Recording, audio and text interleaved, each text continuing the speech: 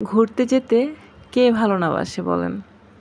একদম বৃদ্ধ থেকে শিশু, আমার মনে হয় 99% মানুষ ঘোরাঘুরি পছন্দ করে।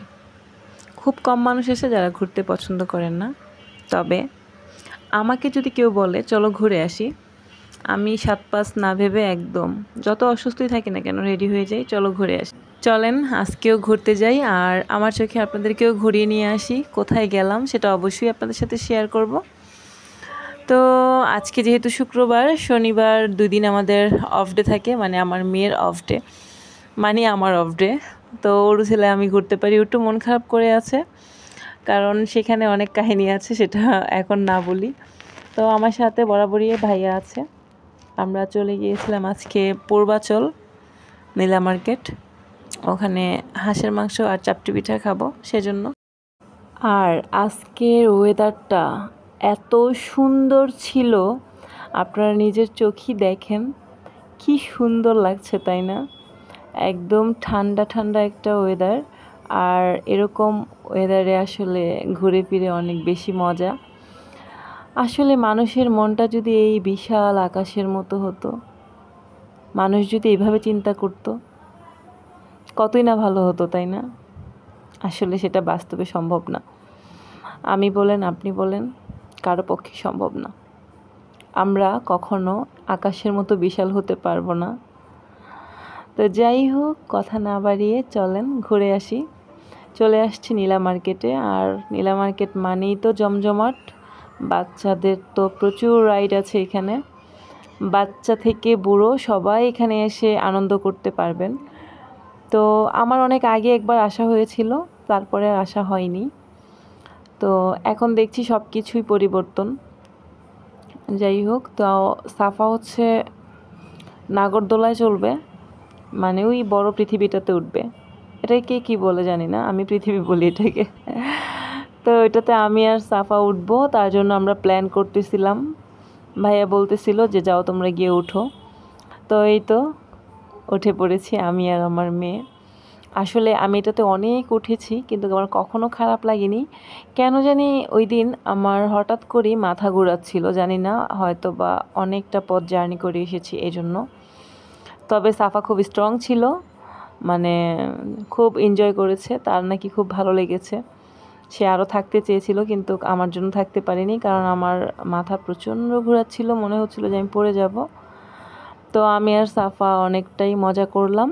তারপরে আমরা চলে গিয়েছি সেই বিখ্যাত হাঁসের মাংস খেতে। এখানে অনেক রকমের হাঁস ছিল, মানে বেলজিয়াম, দেশি, রাজাহাঁস, চীনা হাঁস, সব হাঁসই ছিল। ওরা আমাকে এক একটা করে দেখাচ্ছিল আর নাম বলছিল, এটা এটা এটা ওইটা। তো ওদের এখানে সব আইটেমগুলোই আছে, আসলে দোকানের নামটা আমার মনে নেই। এই তো এখানে হচ্ছে আমাদের খাবার চলে আসছে।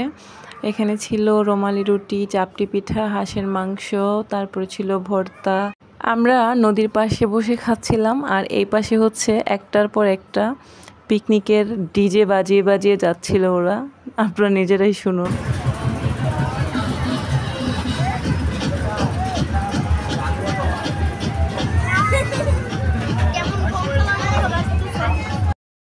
ওখান থেকে খাওয়া দাওয়া শেষ করে আমরা চলে এসেছি ওয়েফেল খেতে। তো এখানে এই যে দেখেন ৩-৪টা ধরনের ওয়েফেল ছিল। সাফা বলছিল যে সে ওয়েফেল খাবে, তো কিটক্যাট নিয়েছিল আর আমি নিয়েছিলাম অরিও। তো কিটক্যাটটার প্রাইস ছিল হচ্ছে 210 টাকা, আর অরিওটা ছিল 200 টাকা করে। তো এখানে উনি ওয়েফেল বানাচ্ছে আমাদের জন্য। তারপরে আমরা এখান থেকে নিয়েছিলাম এই যে স্মোকি বলটা, এটার প্রাইসও ছিল 200 টাকা করে। এটা সাফা বায়না করেছিল যে এটা খাবে, যদিও এটা বাচ্চাদেরকে দেওয়া একদম ঠিক না, নাইট্রোজেন থাকে। তো একদিন ট্রাই করেছে, আর দিব না। তো আমাদের এই তো খাবারগুলো রেডি হচ্ছে এখানে, আর হচ্ছে এই তো ওয়েফেল দিয়ে দিয়েছে আমাদেরকে।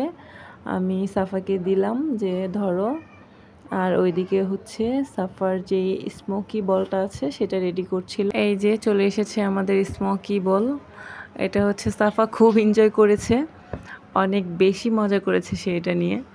আমি কিন্তু খুবই ভয় পেয়েছিলাম, মনে করেছিলাম যে হয়তো বা গরম হতে পারে বা কিছু একটা। তারপরে দেখি যে না, এটা একদম ঠান্ডা, মানে প্রপার্স যে চিপসগুলো আছে 5 পিস চিপস দিয়েছে আর নাইট্রোজেন দিয়ে দিয়েছে, এটা থেকে হচ্ছে ধোঁয়াটা বের হয়। যদিও এটা বাচ্চাদের জন্য অনেক ক্ষতিকর, বাচ্চা বড় সবার জন্যই। তো ফার্স্ট টাইম দেখে দিয়েছি, আর কখনোই দিব না।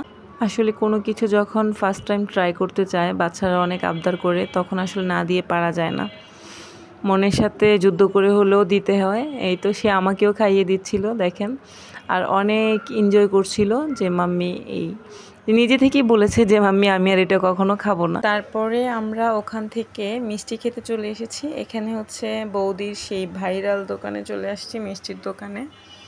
তো এখান থেকে আমরা ছানা নিয়েছিলাম আর হচ্ছে দই নিয়েছিলাম, কারণ আমার মনে হয়েছে যে এই দুটাই ভালো, পারফেক্ট। কারণ এই মিষ্টিগুলো কিন্তু আগের বানানো থাকে, প্রতিদিন বানানো না।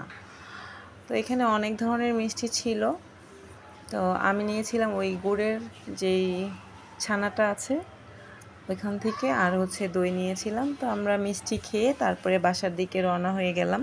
রওনা হওয়ার পরেই হচ্ছে বাজলো বিপত্তি, মানে ঝুম বৃষ্টি শুরু হয়েছে। তো বৃষ্টি যখন হচ্ছিল তখন একটা দোকানে দাঁড়িয়েছিলাম, তারপরে বৃষ্টি থামার পরে হচ্ছে আমরা বাইকে উঠি। তারপরও গুড়ি গুড়ি বৃষ্টি পড়ছিল মুখের উপরে, ভালোই লাগছিল। তো ছোট্ট একটা ভিডিও আপনাদের সাথে শেয়ার করলাম। ভালো লাগলে আমার ইউটিউব চ্যানেলটা সাবস্ক্রাইব করবেন, যারা সাবস্ক্রাইব করেছেন তাদেরকে অসংখ্য ধন্যবাদ। একই নামে আমার একটা ফেসবুক পেজ আছে, আপনারা চাইলে সেখান থেকে ঘুরে আসতে পারেন। সবাই আমাদের জন্য দোয়া করবেন যাতে আপনাদের সামনে সুন্দর সুন্দর ভিডিও নিয়ে আসতে পারি। তো সবাই ভালো থাকবেন, আল্লাহ হাফেজ।